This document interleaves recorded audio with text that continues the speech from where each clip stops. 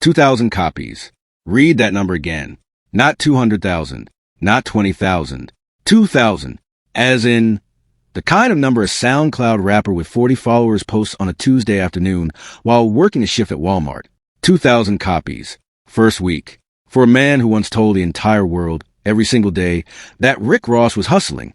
Every day. Hustling. That was the mantra. That was the brand.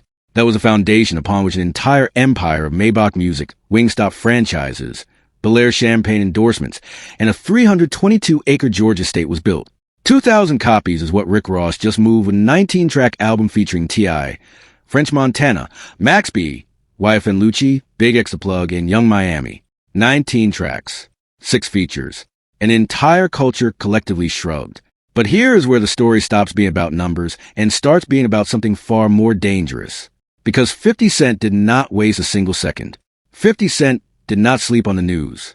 50 Cent did not draft a careful response or consult a publicist or wait for the right moment.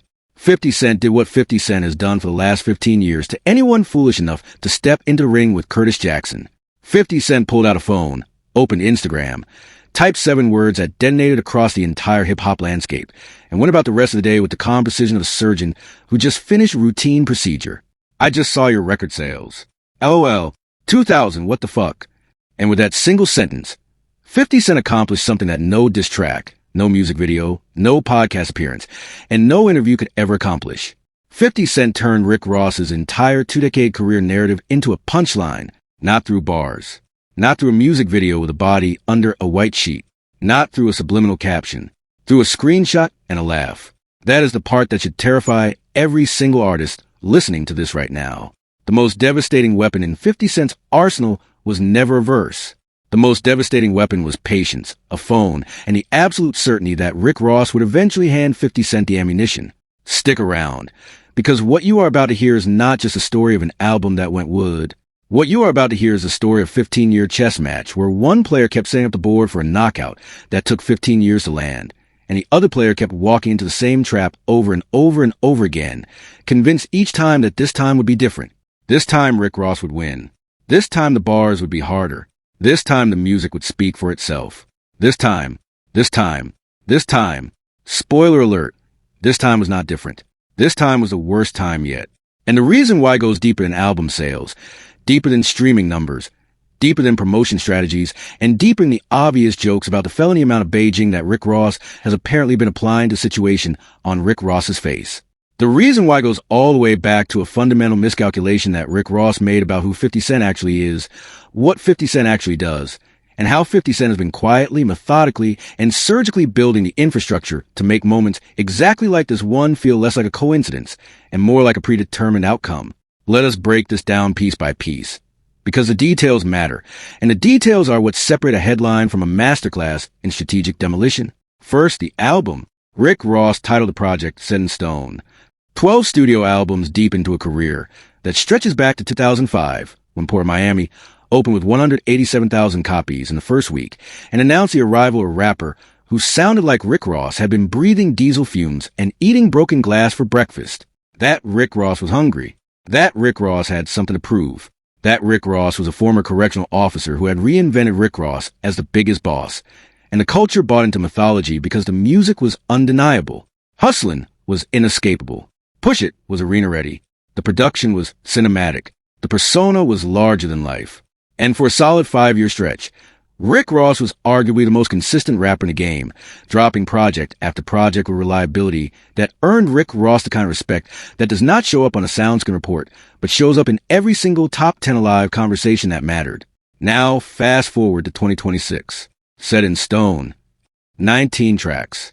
A feature list that reads like a roll call at a 2014 award show.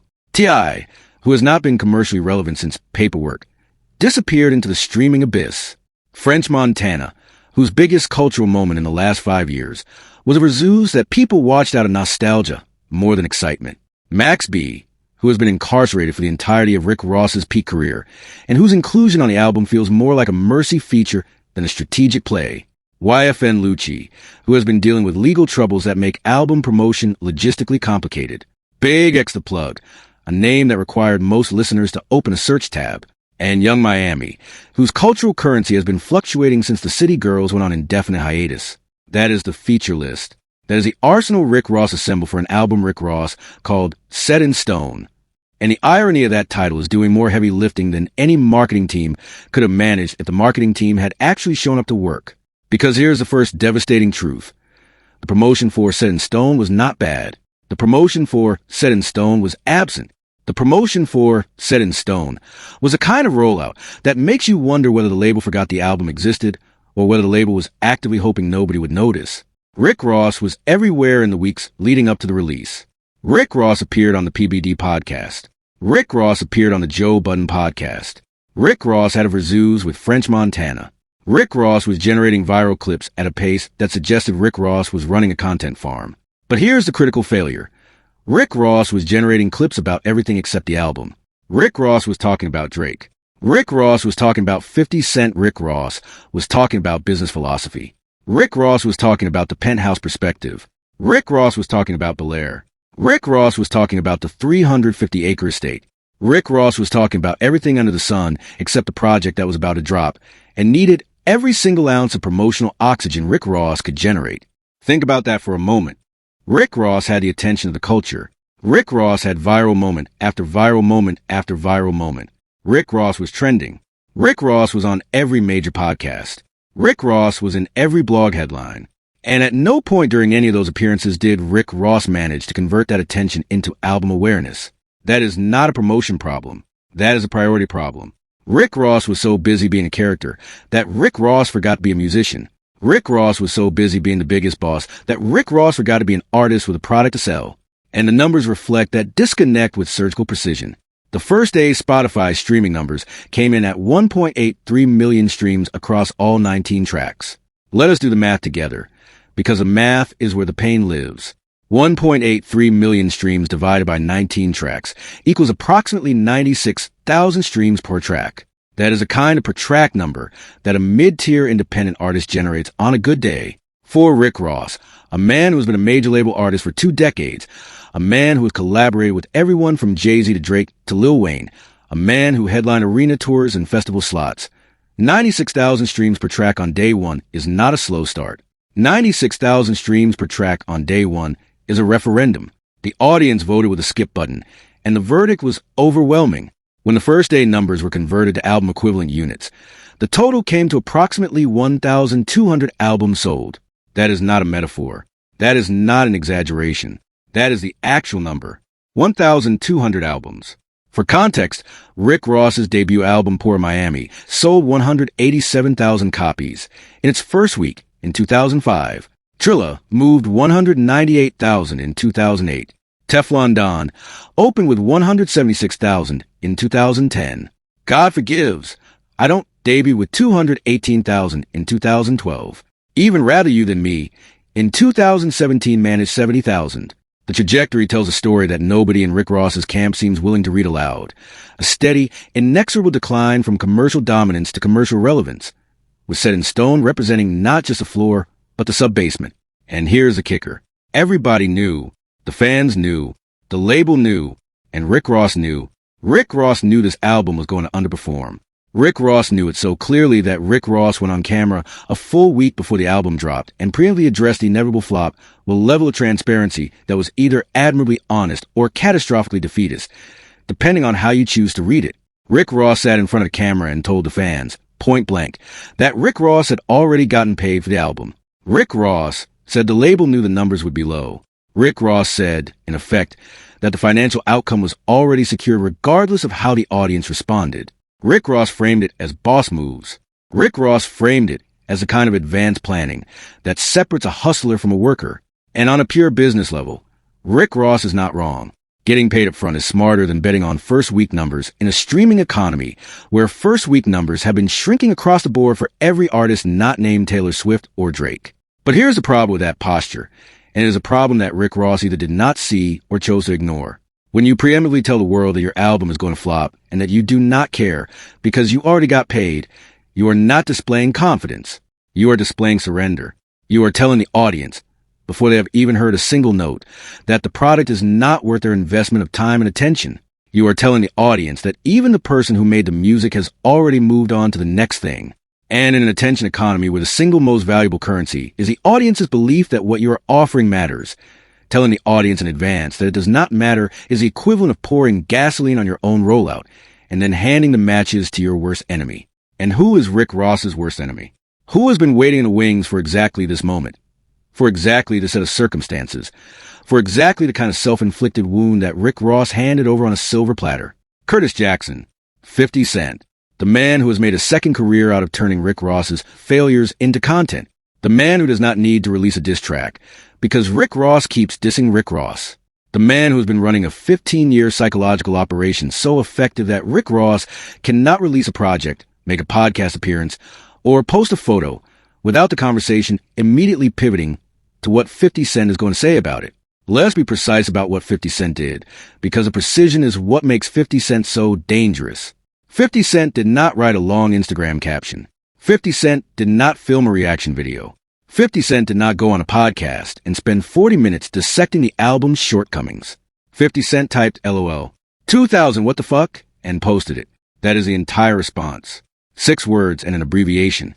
And those 6 words did more damage than any diss track in the history of the 50 Cent and Rick Ross feud, including Officer Ricky, including the cartoon, including the shopping trip to Rick Ross's neighborhood, including every single meme and troll post that 50 Cent has deployed over the last decade and a half. Why? Because the number speaks for itself. Because 2000 is not a number you can argue with. Because 2000 is not a number you can spin. Because 2000 is not a number that benefits from context or explanation, or the kind of the industry has changed copium that Rick Ross tried to float on the PBD podcast. When you are a rapper whose entire brand is built on being the biggest, the richest, the most successful, the most opulent, the most boss-like figure in the room, and you move 2,000 copies of an album with 19 tracks and 6 features, the number is not a metric. The number is a contradiction. The number is the distance between the mythology and the reality expressed in 4 digits. And 50 Cent, who has always understood the power of simplicity in psychological warfare, did not need to add anything to that number. 50 Cent just held it up and let the culture do the rest. And the culture did the rest. The culture did the rest with alarming speed and enthusiasm. Within minutes of 50 Cent's post, the internet erupted.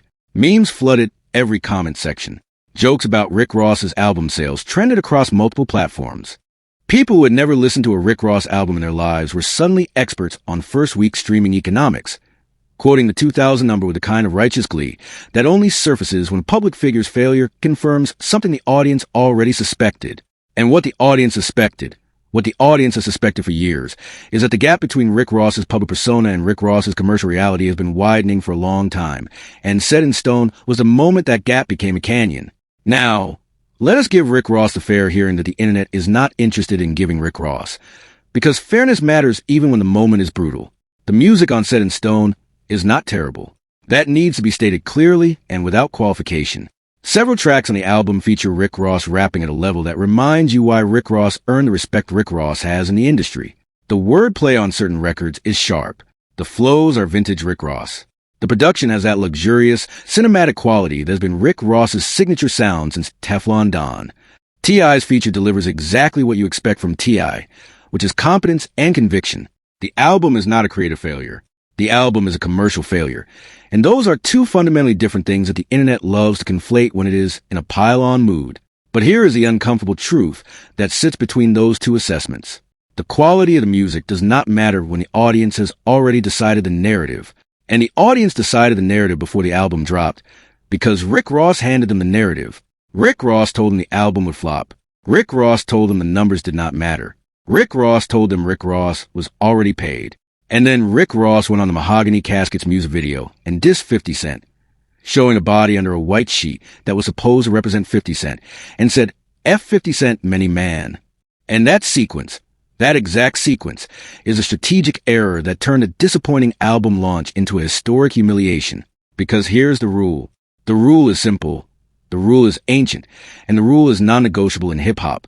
If you're going to diss your rival on wax, on video, in public, on record, on an album, you better make absolutely certain that the album performs.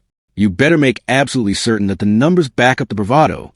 You better make absolutely certain that when the first week sales come in, the figure is high enough to make the diss feel like a king swatting away a peasant. not a peasant throwing rocks at a king's castle and missing. Rick Ross did the opposite. Rick Ross dissed 50 Cent on an album that sold 2,000 copies. Rick Ross aimed at 50 Cent and shot Rick Ross in the foot. And 50 Cent, who has been waiting for exactly this kind of unforced error for 15 years, picked up the bullet, held it up to the light, and posted it on Instagram for the entire world to see. Now, let's go deeper, because the surface level story is the album and the numbers and the Instagram post. But the deeper story, the story that actually matters, the story that separates this from every other celebrity feud that the internet has consumed and forgotten in the span of a news cycle, is about the fundamental difference between how these two men have built their empires and how those different approaches to empire building have led to this exact moment. Rick Ross built an empire of visibility. Rick Ross built an empire that you can see. The 322-acre Georgia estate, purchased for $5.8 million from Evander Holyfield's foreclosure, the same estate Holyfield spent $30 million constructing. The Star Island waterfront mansion in Miami, purchased for $35 million, with a $20 million mortgage taken out the same day. The custom Gulfstream G550 with Rick Ross's name on the side in gold letters. A paint job that cost $500,000 alone. Over 200 cars by Rick Ross's own count, despite the fact that Rick Ross did not get a driver's license until 2021, at the age of 45, and only got a license so Rick Ross could legally drive Rick Ross's own cars on public roads instead of the private estate. The Wingstop franchises, 30 locations generating an estimated $7 million a year. The Belaire Champagne partnership, 13 years as the face of a brand that Rick Ross essentially wove into the fabric of hip-hop culture. The chains, the jewelry, the fur coats, the cigar smoke, the curated opulence that has been Rick Ross's visual signature since day one. All of that is visible. All of that is spectacular. All of that creates an impression of wealth so powerful that most people who see it never think to ask the follow-up question, which is, how much of it do you actually own? And that question, that exact question, is the one that 50 Cent has been quietly answering for the last 15 years through actions rather than words. 50 Cent built an empire of ownership. 50 Cent took a vitamin water equity deal in 2004, turning down an endorsement check in favor of a stake in the company. And when Coca-Cola bought the parent company for $4.1 billion, 50 Cent walked away with somewhere between $60 and $100 million. 50 Cent filed for bankruptcy in 2015 and used the process not as surrender but as a restructuring tool, emerging on the other side with a production company, a $102 million grossing tour that made 50 Cent only the second rapper in history to clear $100 million on a single tour, and a television franchise, Power, that 50 Cent specifically negotiated to own through Unit Film and Television. When 50 Cent Star's deal ended in September 2022, 50 Cent posted a direct quote, September 17th, 22, official day of really owning my content. Power has since expanded into 4 spin-offs, all produced through G-Unit, all generating ongoing revenue for 50 Cent as owner, not as talent. In January 2026, G-Unit finalized a $124 million entertainment development deal with the state of Louisiana. That is the contrast. That is the entire story in 2 paragraphs. Rick Ross built things that look like wealth. 50 Cent built things that generate wealth. Rick Ross built a portfolio of visible assets that require enormous ongoing capital to maintain. 50 Cent built a portfolio of ownership stakes that generate revenue without requiring 50 Cent to show up. Rick Ross's Star Island mansion, the one Rick Ross bought for $35 million, has been refinanced 3 times. The mortgage on that single property is now $35 million, the same amount the house cost. The deal Rick Ross negotiated has been fully mortgaged back to the original asking price. The Georgia estate costs roughly $1 million a year just in operational expenses, with maintenance and electricity running $17,000 a month.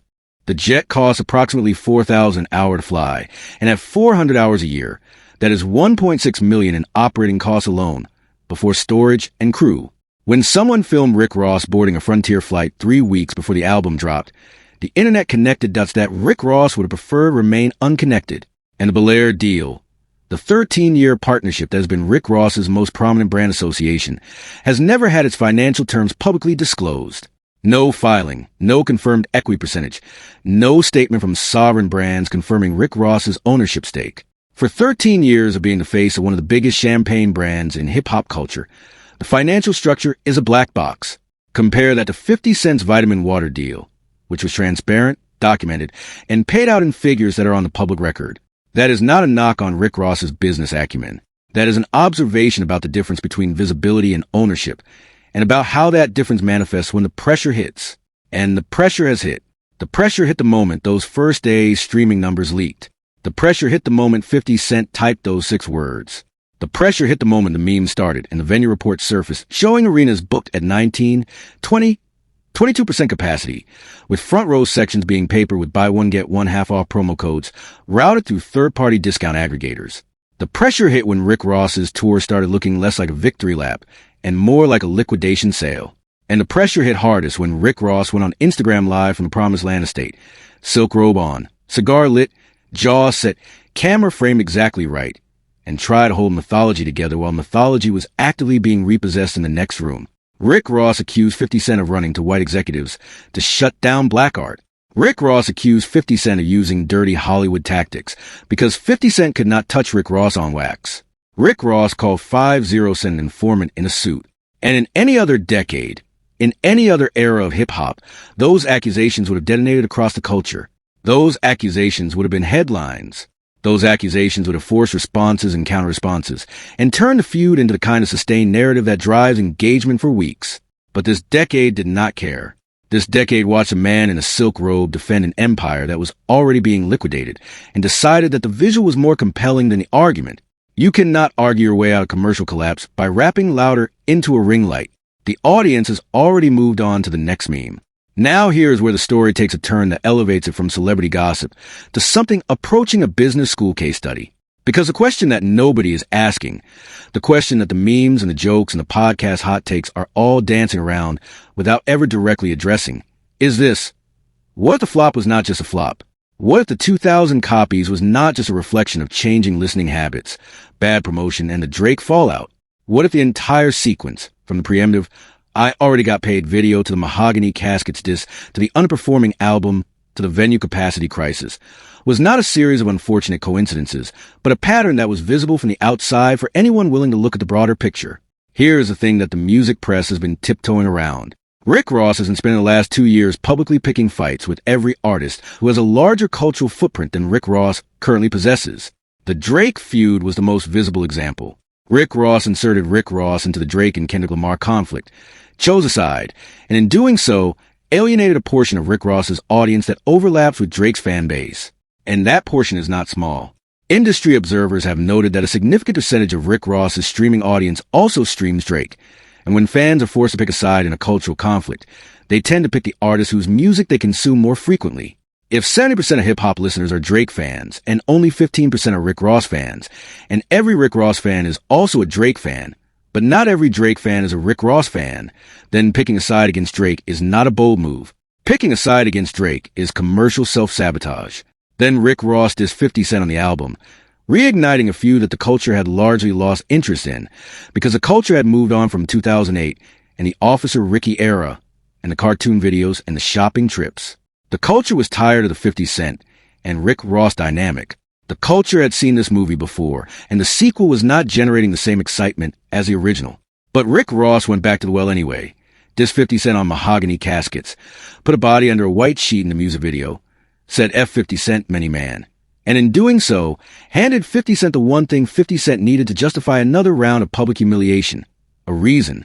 And 50 Cent took that reason and turned it into a masterclass in how to destroy someone without raising your voice.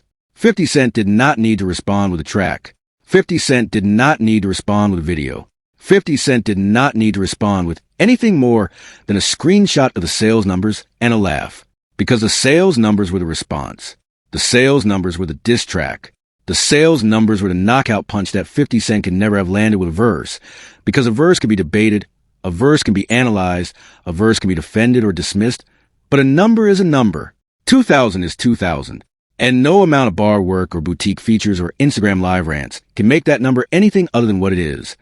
The worst first-week performance of Rick Ross's entire career, arriving on the exact album where Rick Ross chose to pick a fight with the one person who's been waiting 15 years for Rick Ross to stumble. So where does Rick Ross go from here?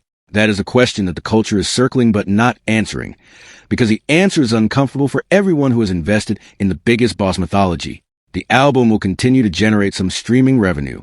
The tour, despite the capacity issues, will generate some income.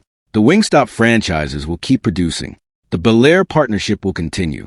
The Georgia state will keep hosting car shows and film shoots. Rick Ross is not broke. Rick Ross is not finished. Rick Ross is not going to disappear from the culture, but something has changed. Something fundamental. Something irreversible. Something that no amount of confidence or cigar smoke or Instagram live performances can repair. The mythology has been punctured. The aura has been cracked. The carefully constructed image of the biggest boss, the untouchable mogul, the man who out-hustles everyone, has been reduced to a number and a laugh. And in the attention economy, once the narrative turns, it does not turn back. The audience has a new framework for understanding Rick Ross, and that framework is not the biggest boss.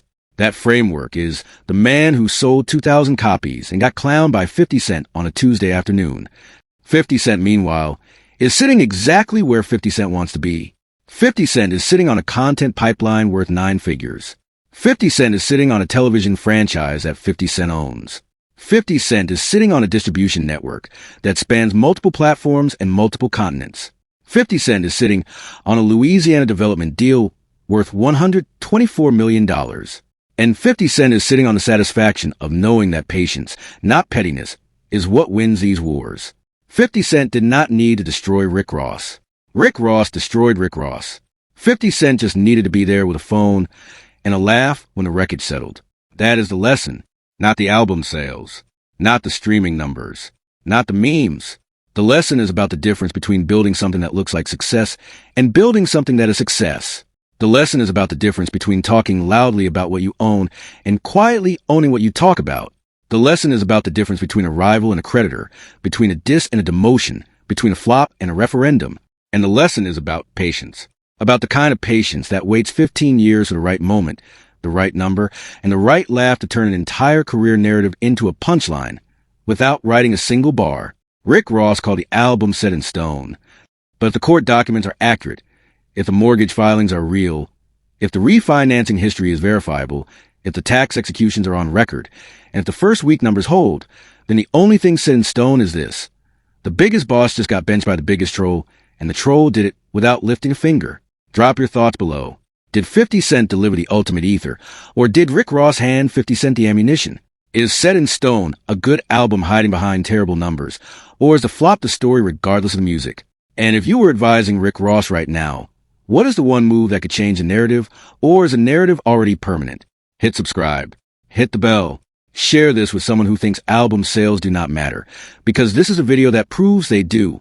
And next time, we are breaking down the 5 biggest celebrity flops that were actually strategic wins in disguise. You are not going to want to miss that one. Let us go even deeper into this, because there's a layer here that almost nobody is talking about, and it is a layer that should make every single artist, manager, label executive, and independent creator pay very close attention. The layer is about what happens when your brand outgrows your product. And that is exactly what happened to Rick Ross. For the last 10 years, Rick Ross has been operating as a lifestyle brand that happens to release music, rather than a musician who happens to have a lifestyle. The distinction sounds subtle until you watch it play out in real time, and then the distinction becomes the entire story. When Rick Ross was at peak musical relevance, between roughly 2009 and 2014, the music and the persona were fused. You could not separate Aston Martin music from the image of Rick Ross behind the wheel of a car Rick Ross could not legally drive. You could not separate BMF from the visual of Rick Ross in the fur coat. Cigar smoke curling, chains catching the light. The music gave the persona credibility, and the persona gave the music context. They fed each other. They validated each other. They were symbiotic. But somewhere around 2015, the symbiosis broke. The music started declining in cultural impact while the persona kept expanding. Rick Ross kept getting more visible. More podcasts, more interviews, more viral moments, more business ventures, more car shows, more estate tours, more Bel Air posts. The brand kept growing, but the product, the actual music, the thing that originally gave the brand permission to exist, started shrinking in both output and reception, and the audience noticed. The audience noticed because the audience is always paying attention, even when the audience is not streaming your album. The audience was watching Rick Ross talk about a $500 million mindset on the Joe Budden podcast, while simultaneously not pressing play on the singles Rick Ross was dropping. The audience was watching Rick Ross discuss Basquiat and art valuation and generational wealth, while the actual art Rick Ross was releasing was generating fewer and fewer conversations outside a core fan base. That is the disconnect. That is the crack in the foundation. And 50 Cent saw that crack years ago. 50 Cent saw that Rick Ross was becoming a personality instead of a recording artist. And 50 Cent understood, with the kind of strategic intelligence that people keep underestimating, because 50 Cent expresses it through trolling, that if you wait long enough, the gap between the personality and the product will widen to the point where the product cannot sustain the personality anymore. And when that moment arrives, all you have to do is point at the gap. You do not need to create the gap. You do not need to widen the gap. You just need to point at it, and the audience will do the rest. That is exactly what 50 Cent did. 50 Cent pointed at the gap. The gap was 2,000 copies. The gap was 1.83 million streams on 19 tracks. The gap was an arena tour running at 20% capacity. The gap was buy one get one half off promo codes on a man who calls the biggest boss. 50 Cent did not create any of those things. Rick Ross created those things. Rick Ross created the gap through a combination of musical inconsistency, promotional mismanagement, strategic feuding with the wrong targets, and a fundamental failure to understand that the audience's attention is not permanent, that the audience's loyalty is not guaranteed, and that the persona you build is only as strong as the product that backs it up. And here's a final layer, the layer that turns this from a hip-hop story into a universal lesson about visibility, ownership, and the long game. 50 Cent has been playing a different game than Rick Ross for the entire duration of their feud. Rick Ross has been playing the game of perception. 50 Cent has been playing the game of position. Perception is about how people see you right now. Position is about where you stand when the moment of crisis arrives. Rick Ross has been optimizing for perception for 15 years, and 50 Cent has been optimizing for position for 15 years. And the results of those two different strategies just collided in the most public and devastating way imaginable. Rick Ross perceived Rick Ross as the biggest boss. The audience perceived Rick Ross as the biggest boss. The culture perceived Rick Ross as the biggest boss. But when the numbers came in, when the crisis hit, when the product failed to back up the perception, the position is what mattered. And 50 Cent's position was this. 50 Cent owns content.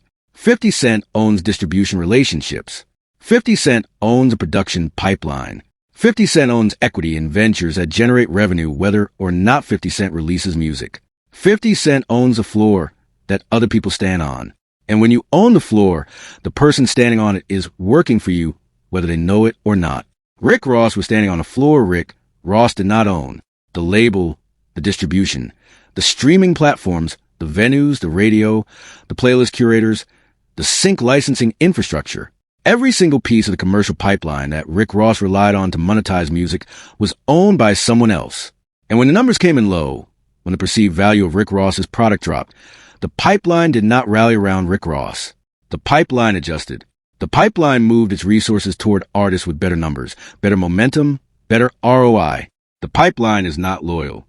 The pipeline is efficient. And 50 Cent, who owns a piece of the pipeline, knew that before anyone else did.